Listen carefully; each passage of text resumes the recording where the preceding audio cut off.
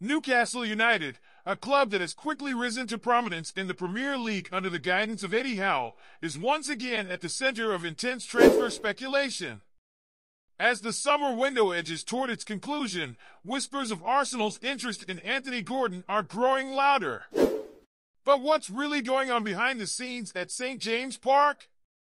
Let's dive deep into the unfolding drama involving Gordon, the potential exits of key players, and the strategic moves shaping the Magpies' future. Arsenal sporting director Eddie Howe has a keen eye for talent, and Anthony Gordon is no exception.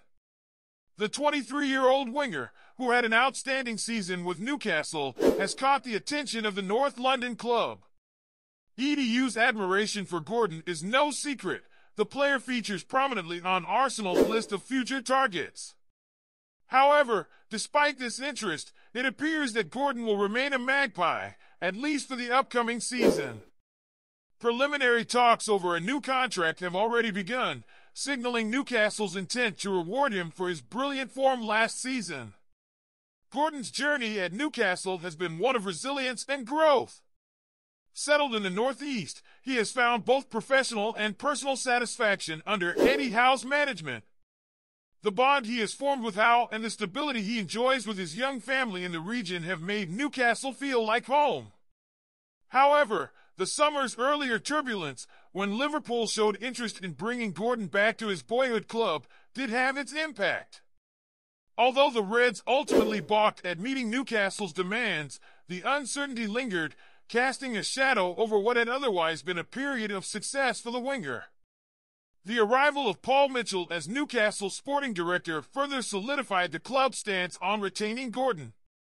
Mitchell, along with Howe, was determined to keep Gordon, viewing him as a crucial part of the team's future.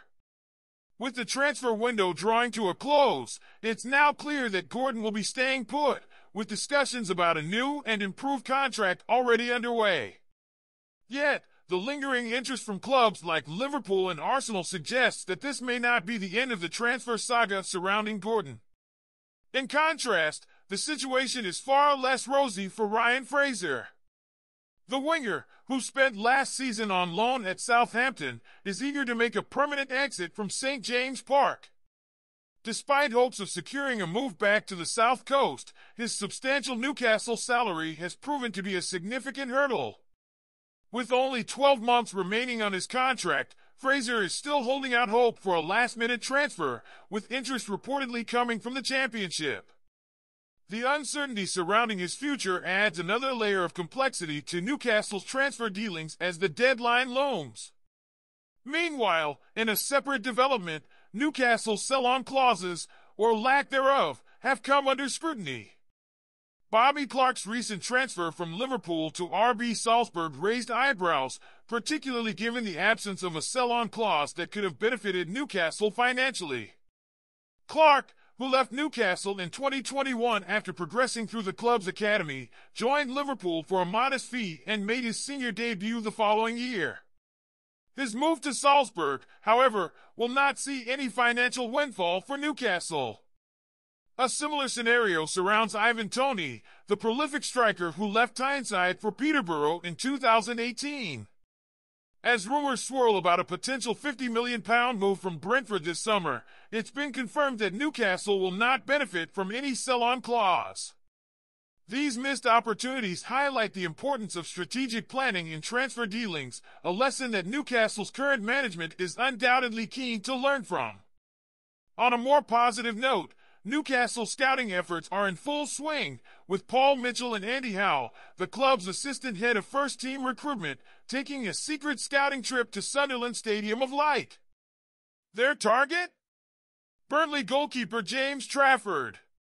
Despite the complexities involved in securing his services, most notably the need for one of Newcastle's current goalkeepers, Odysseas Vlachodimos or Martin Dubravka, to depart, the club remains optimistic about a potential deal. Vlachodimos, who joined Newcastle as part of a financial maneuver involving Nottingham Forest, has attracted interest from Anderlecht, though his high wages have so far been a stumbling block. In other news, Sandro Tonali, the Italian midfielder who has been making headlines for all the wrong reasons will no longer need to travel to Italy as part of his sanction for illegal gambling. Eddie Howe recently confirmed that Tonali has completed the community initiatives required by his punishment, allowing him to fully focus on his Newcastle career. This development is a significant relief for both the player and the club, as they look to move past the controversy and focus on the season ahead.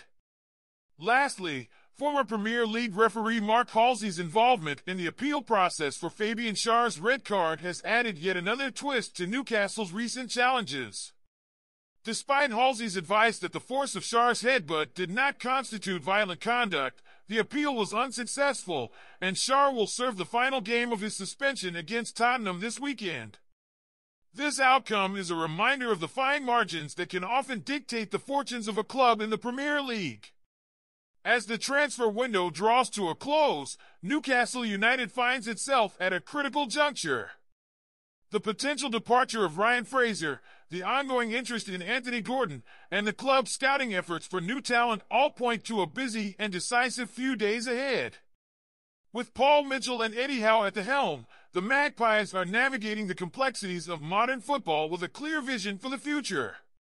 As fans eagerly await the final moves, one thing is certain: Newcastle is a club on the rise, and the best is yet to come.